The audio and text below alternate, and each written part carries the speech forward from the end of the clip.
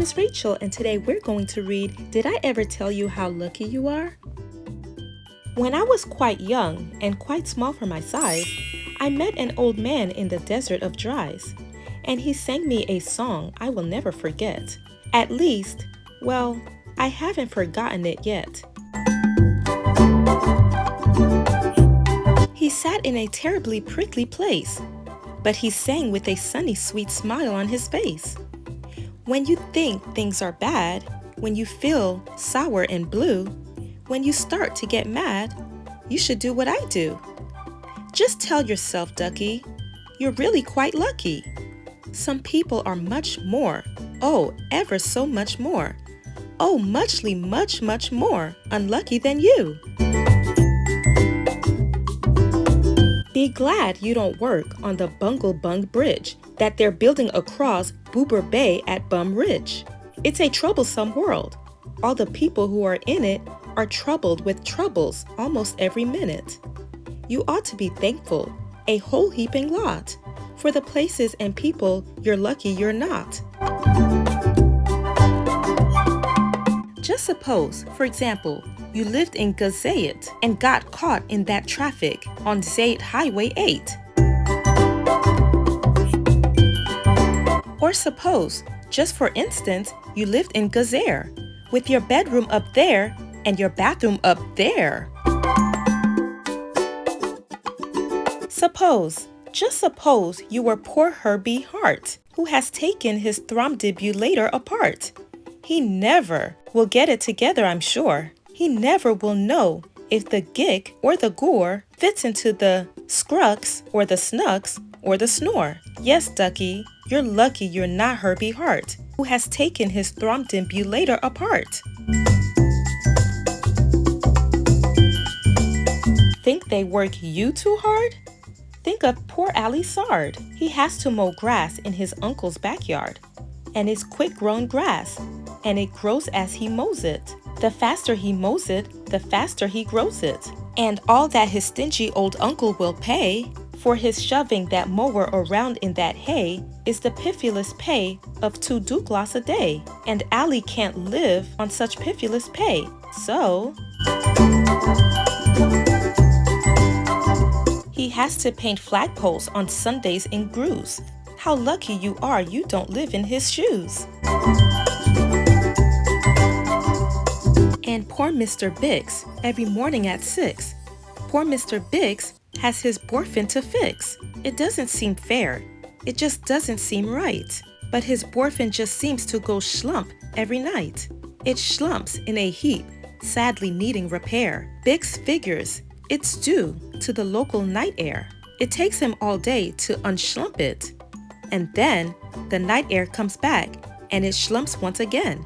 So don't you feel blue. Don't get down in the dumps. You're lucky you don't have a boyfriend that slumps. And while we are at it, consider the schlots, the crumble-horned, web-footed, green-bearded schlots, whose tail is entailed with unsolvable knots. If he isn't muchly more worse off than you, I'll eat my umbrella. That's just what I'll do.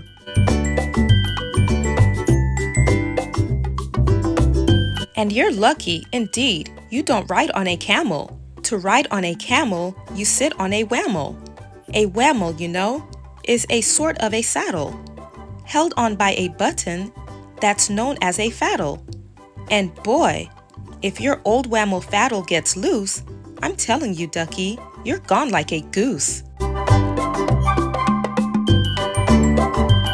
And poor Mr. Potter, T-crosser, I-dotter.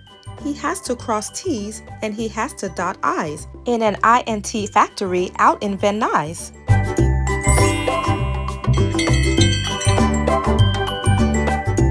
Oh, the jobs people work at. Out west, near Hodge Hodge, there's a Hodge Hodger bee watcher. His job is to watch, is to keep both his eyes on the lazy town bee. A bee that is watched will work harder, you see. Well, he watched and he watched. But in spite of his watch, that bee didn't work any harder, not much. So then somebody said, our old bee watching man just isn't bee watching as hard as he can. He ought to be watched by another hodge-hodger. The thing that we need is a bee-watcher-watcher. Well, the bee-watcher-watcher watched the bee-watcher. He didn't watch well, so another hodge-hodger had to come in as a watch-watcher-watcher. And today, all the hodgers who live in hodge-hodge are watching on watch-watcher, watching watch-watch, watching the watcher who's watching that bee. You're not a hodge-watcher. You're lucky, you see? And how fortunate you're not Professor Debris, who spent the past 32 years, if you please, trying to teach Irish ducks how to read Javanese.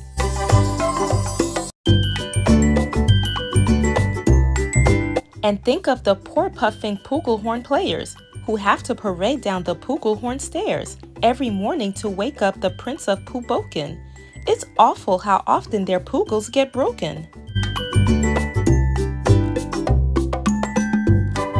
And oh, just suppose you were poor Harry Hatto. Try as he will, he can't make any shadow. He thinks that perhaps something's wrong with his giz.